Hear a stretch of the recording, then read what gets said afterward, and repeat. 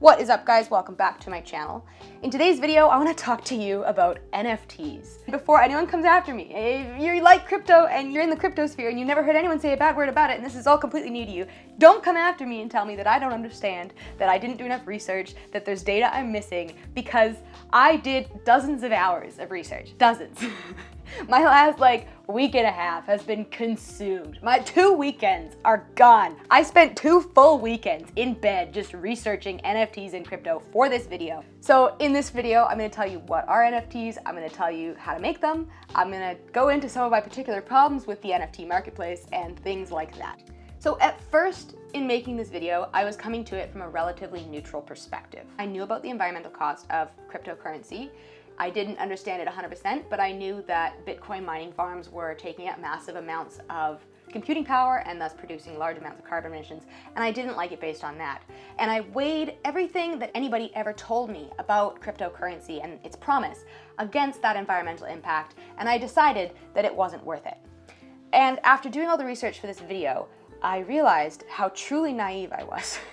I was truly naive to how ridiculous crypto actually is, and the things that are promised of it actually are. And the more I learned about it, the angrier I became at anyone who had ever told me that I didn't understand and that if I did more research, I would like them more. Because I certainly did my research, and I certainly do not like crypto more. You can ask my partner. There were multiple times that I was literally shouting at my laptop. I would go out and bug him and just yell. He thought that something had happened at one point because I just randomly yelled, and that was when I was learning about proof of stake. Don't even worry about proof of stake yet, but my notes are here, okay? The sources for this video are in the bottom, in the description. I've got a lot of sources, go check them out. I will point out my main sources and I will put them at the top, and then the rest of the list won't be in order. So, I still want to come at this from a photography perspective, even though a lot of the stuff in this video does not explicitly relate to photography. So there are some benefits that NFTs have for photographers right now, and I really want to be fair to those, right? And there are also alternatives that solve some of the problems with Ethereum in particular, and I'll give those a fair shake too, but not in this video. So understand that I know about the alternatives. I'm gonna talk about at least one of them in a future video, but not now, because this is just too much. When I talk about NFTs in this video, I want you to know that I'm talking about NFTs that are made on the Ethereum blockchain. Another disclaimer, when I talk about crypto and the problems that I identify with it, I'm not saying that there's no potential for crypto to be a useful technology in the future. There is a lot of potential, and it's cool, okay? It isn't glamorous, and it isn't the exhilarating potential that everyone's getting super hyped up about. As with most sciences, the most promising applications for cryptocurrency, not cryptocurrency, for blockchain, are a lot more technical and a lot more mundane than the crypto influencer sphere would have you believe. And it will take a lot longer to develop and evolve this technology than they will admit. In this video, I'll talk about NFTs, the benefits, the alternatives, I'll talk about photography, and I'll talk about all the things that have convinced me that anyone who hawks NFTs and crypto as an anti-capitalist revolution for starving artists has no idea what they're talking about. Okay, part 1. What is an NFT? NFT stands for non-fungible token. So it's basically a digital asset that can be transferred between people that cannot be replicated or divided into smaller amounts. There is only one of each individual NFT. So just as there is only one of me, I am non-fungible, I'd like to think, an NFT is completely unique. The technology for NFTs has existed since around 2015, when unique tokens were added to Ethereum's blockchain. But NFTs only really started taking off in 2020, 2021, when a collage of works by artist Beeple, this collage, sold at Christie's, which was an old money auction house, for $69 million. And the world was like, what? What sold? The hearts and minds of civil society were captured by the potential of making a digital asset that can sell for $69 million. And at first, NFTs were being minted of things like original memes. So, overly attached girlfriend minted an NFT, or the first tweet was minted, and Nyan Cat. Memes from the early days of the internet. They were all fetching really high prices at auction. Think $90,000 to $200,000. And people started jumping onto this even faster. I mean, you probably heard the term NFT for the first time last summer, and now you cannot get away from it. Everybody on your Instagram story is selling their NFTs. I don't know if this is true for you, but it's definitely true for me. So because the supply of things like original memes is limited, NFTs slowly started morphing into a more batch-produced form that are referred to as collections. Batch-produced is the key term here. They're procedurally generated, and it's what we see in NFTs like Bored Apes, CryptoPunks, CryptoKitties, Lazy Lions, etc. Most of these batch-produced NFTs were sold in huge batches, huge collections of 10,000 or more. And they're procedurally generated from artistic assets. So an artist draws the clothes and the expressions, and the computer randomly puts these things together to produce a unique image. That's why a lot of them look really ugly. And you've probably noticed this because it's very obvious. They look very ugly. These batches are easy to create, so it's easy to mint a lot of NFTs and sell them because you don't have to sell unique artworks. The overarching idea of NFTs was that art collectors would collect them just like physical art, but in a digital form. But in application, they're collected more like trading cards. The difference between collecting NFTs and collecting physical art / trading cards is that NFTs are done completely digitally. So everything from the creation of the asset to the purchase to the sale, it's all done digitally. And it's done on the Ethereum blockchain. So when you sell an NFT, you aren't selling the art, you are selling the ownership of the art. That's not to be confused with copyright. You're not selling the copyright. You can hold on to the copyright. You have the right to reproduce that image as many times as you want, but there's only one NFT of that art. There's only one ownership of that art, and that is what you can sell. I know. So what gives NFTs value? Why do people pay money for them? Well, it's a lot like in the real art world.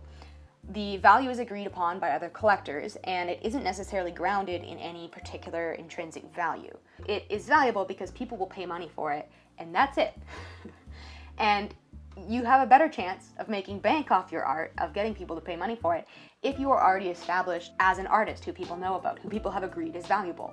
And that is true of NFTs as well. So why do people pay hundreds of thousands of dollars for physical art? Well, I would say most of them don't do it because the art looks nice, maybe some. They buy it because it's an investment, or a way to launder money, or a status symbol. And all of these are true of NFTs as well. People buy them for the status, for the investment, and for the obfuscation of financial assets. I'm not going to touch on that in this video, but just keep that in mind. So NFTs are basically tokens that identify the ownership of a digital asset, and the community around NFTs decides if that asset is worth millions or if it's worth nothing. And there are a variety of factors that determine that worth. So some of the factors that go into valuing an NFT are utility, ownership history, future value, liquidity premium. I'm not going to talk about all of these, but I will talk about the first two. So utility refers to how an NFT can be used. And two major categories of utility include game assets and tickets. And these don't apply to photography so much, so suffice to say that the utility of photography-related NFTs will be limited. The ownership history references who minted the NFT, who has bought and who has sold it. Celebrities, famous artists, and high-profile brands can naturally sell NFTs for much higher prices than a random artist like me. But ownership history is an important part because once an NFT has sold for a high price, it is then considered more valuable than an NFT that has sold for low amounts. The history of that sale is part of the NFT. So in part, you're buying who's owned it when you buy this NFT. So this is where I hit my first snag with NFTs. And that's that I've watched a lot of photographers on YouTube talking about how wildly successful their NFTs were right out of the gate. And then I go and I check out their social media pages and I realize that they have hundreds of thousands of followers and a decades-long career in the industry. So yeah, with that kind of reach and influence in the industry, anything they do would be considered successful by my measure. They could talk about how much money they made on print sales and it would make my jaw drop, but that doesn't mean that if I go out and start selling prints that I'll be able to make that amount of money because I don't have the social capital that they do. So that's a really important thing to realize when you hear these like friend of a friend stories. Oh, I know a guy who made $12,000 selling NFTs, or my cousin sold an NFT for $1,000 last week. It makes it seem like people are making bank on NFTs left and right, like it's some kind of gold rush tulip bubble, and these stories fire up more artists to make more NFTs, thus flooding the market and driving down the scarcity and therefore the value of new pieces. The difficulty of breaking into the market increases, and we wind up with the same situation that we have in the physical art market, where there's a handful of well-established, extremely successful individuals and a huge pool of people who are just barely getting by. But because consensus is the only thing that gives crypto assets any value. People have sunk their savings into these assets. We have a culture of people, because of this, who will rigorously police any fear, uncertainty, and doubt, read FUD, around whether or not NFTs are the next big thing, because it is in their best interest to convince you that NFTs are the next big thing so that you will buy their NFTs or the NFTs that they have invested in. We never hear stories about the artists who fail to sell NFTs and who sunk a lot of money into making them, because that kind of story doesn't get people excited about the concept. Not to mention that having this culture where it looks like people are making money left and right can make people embarrassed to admit when they aren't, as though there's something actually wrong with their art instead of just the market being oversaturated. So there's a culture of toxic positivity around NFTs and around crypto in general, and it reminds me a lot of the culture within multi-level marketing schemes. And I would love to talk about that, but it doesn't fit into this video.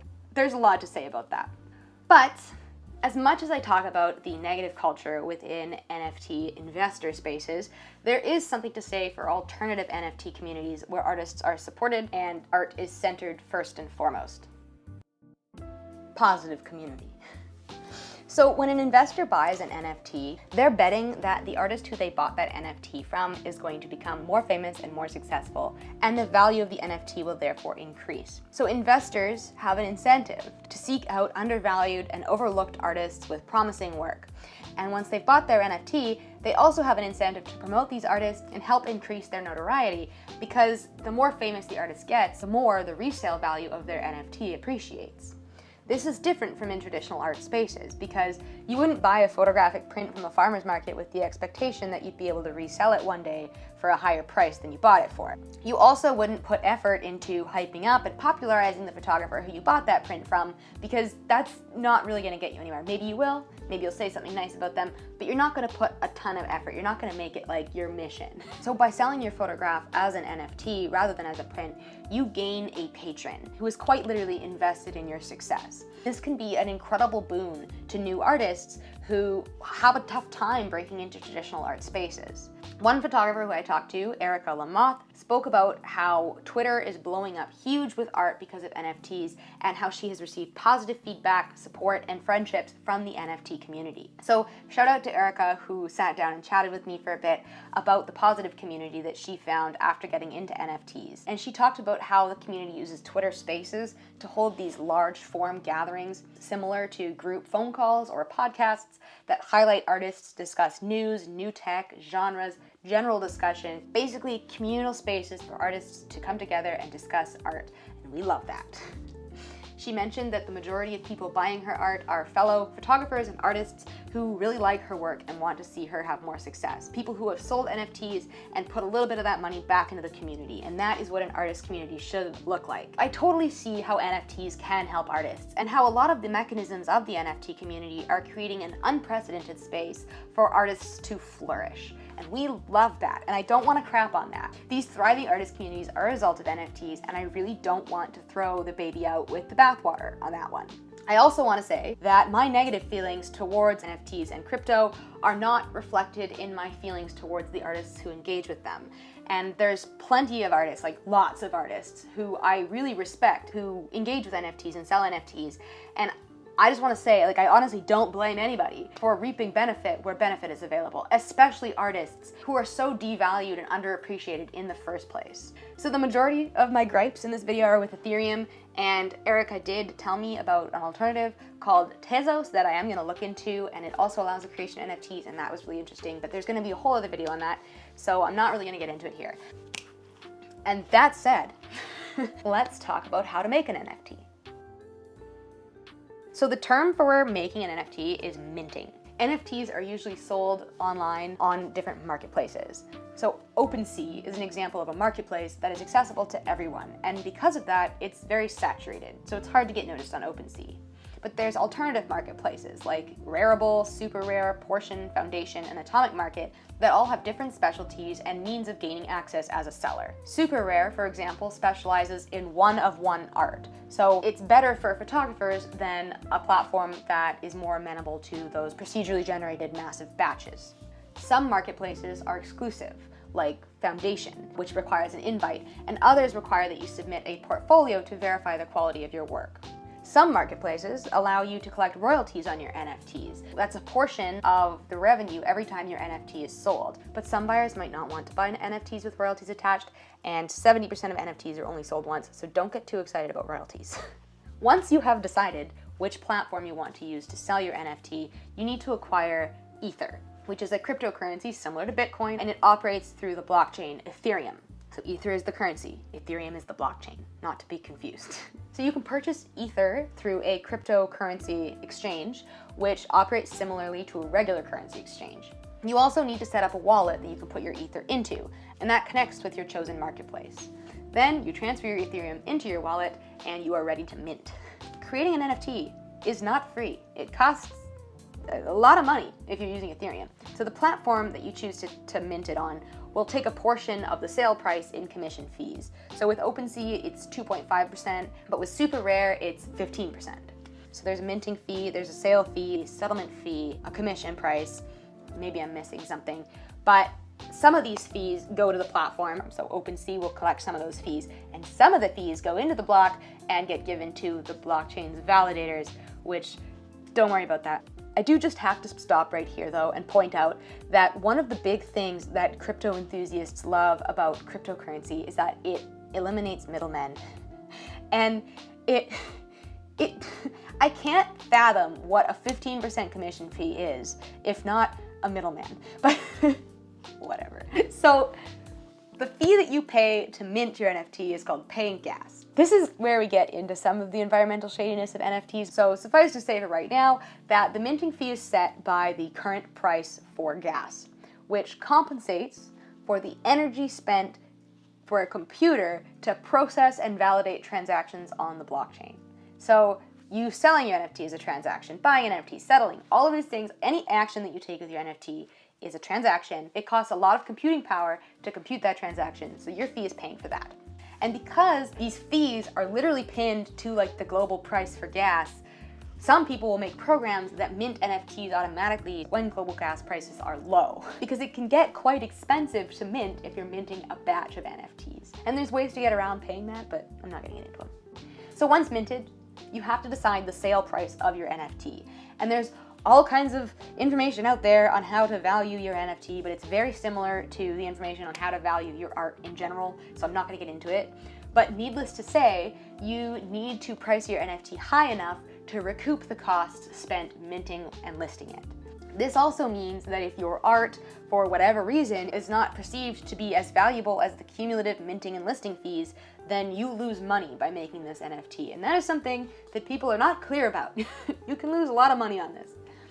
Every unsold NFT that you've ever seen, and there's a lot of them, was made by somebody who lost money on that mint. I think of all of those YouTube photographers who swear you can make thousands of dollars off of your NFTs. They really need to do a better job emphasizing that you can lose money just by making them. The minimum cost of minting an NFT, are you ready? How much do you think it's gonna be? How much do you think? It's $70. It's like the minimum, when gas prices plummeted. The average cost is around $130 to $150, okay? So that's quite a bit, I don't know. If you're planning to make an NFT on Ethereum, be really sure that you have the network, social capital, quality, and experience to sell your photograph for more than $150. Because if you don't, you're gonna lose money. Another thing to consider when minting NFTs is that a lot of their value comes from scarcity. So if you have more unsold NFTs than sold NFTs, that can reflect really poorly on your work. And most artists who I see minting NFTs are only minting 1 to 3 at a time, because you really don't want to have a bunch that are unsold, unless you have a history of selling a bunch of them in the past. So it is really in your interest to only mint a few at a time, not only because of the scarcity thing, but because if you want to get rid of NFTs, you have to burn them, and there's fees associated with that as well. So you pay to mint them, you pay to get rid of them, and you pay to sell them. You pay at every stage. And most of those fees compensate for the money spent on electricity to process those transactions. And that money, because it's being spent on electricity in a roundabout way, goes to mega corporations who supply energy. So this is part of why it bothers me so much when people say that NFTs will cause a wealth transfer from the mega rich to artists. Because in a roundabout way, it's actually artists paying the super rich who own energy companies, right? Like it's like big oil just found a new way to get people to pay for energy, and it's by tricking a bunch of artists into a get-rich-quick scheme. There are a few sites that collect marketplace data for NFT sales. Nonfungible.com, cryptoart.io, and marketplaces like OpenSea and SuperRare have activity pages that show data about recent sales.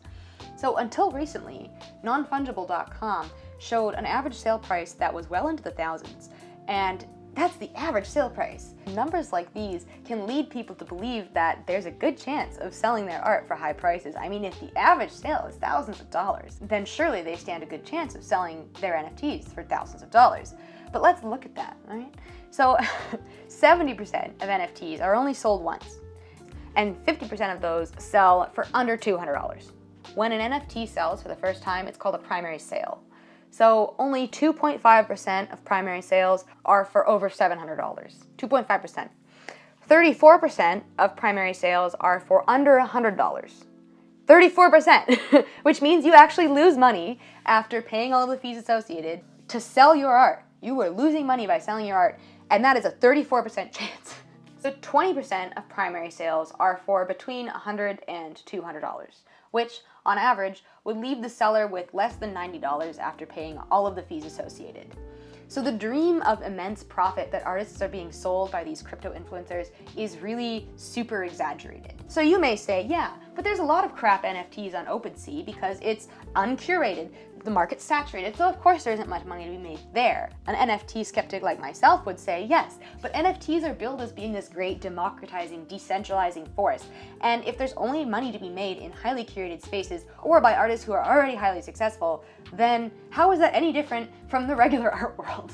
Like, if you need to submit a portfolio to prove that your work is of a certain quality in order to get accepted into this place where you can sell your art, how is that different from just Sure, anyone can list their art, but the mechanisms that make NFTs valuable, the mechanisms that make them sell, are the same as the mechanisms that make print sales valuable. Fame, notoriety, skill, experience, and if you lack those things, you will face the same barriers in selling your NFTs that you face in the physical art world, in selling prints or booking gigs. So if you think that that's convincing, wait, there's more. Have you ever looked at an ugly, procedurally generated pixel art cat and thought to yourself, who would possibly pay $200,000 for this? The answer, in a lot of cases, is nobody. Nobody is buying these. A huge number of NFT sales are actually sock puppet sales. So you mint an NFT, you make 2 wallets. You put $200,000 worth of Ethereum in one wallet, and you use that to buy your own NFT for $200,000.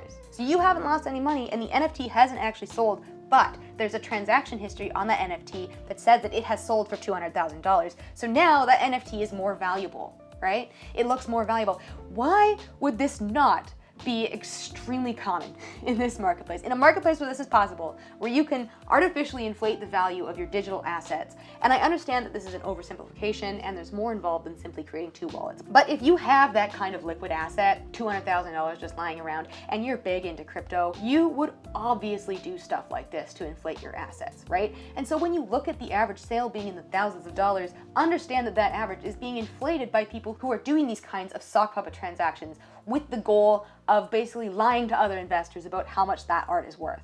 And I thought cryptocurrency was supposed to prevent fraud and be the ultimate solution to digital security. Well, it's not. It's not, okay? There are specific applications for cryptocurrency where it is great for digital security, but most of the applications that people are super excited about are just not it. There's a reason why these marketplaces aren't transparent about their sales data, and it's because they have a lot to hide and they have a lot of commission fees to collect by hiding that information and continuing to sell you the idea that minting NFTs is a great way for you to get rich quick. Okay, so let's recap. In this video, we talked about what NFTs are, what gives them value, touched on some of the positive sides of the community, how NFTs are helping artists. We talked about how to make NFTs and why I think that they replicate a lot of the problems in the physical art world and aren't actually the great money-making gold rush for artists that they're hawked as. So hopefully you guys are enjoying this series. Thank you so much for watching this video. Give it a like, leave your comments. I'd love to hear what you thought. I do put a lot of energy into my videos, but this video in particular has taken part of my soul in addition to part of my energy. Like, when I close my eyes, I just see procedurally generated astronauts floating around in the inky blackness of my eyelids. Honestly, I don't think it was a waste of time, because now every time I see someone online saying, you just don't understand cryptocurrency, I do. I understand it, and I don't like it. Thank you guys so much for watching. Take care, stay sharp, stay tuned for part 2, and don't forget to keep shooting. Bye, guys. I took the L on this one because now all of my recommended ads are for crypto Ponzi schemes. So you're welcome that I took that L because it sucks. I wanted to do a gold makeup look because of the gold rush. Get it? And also because Bitcoin is gold. Get it?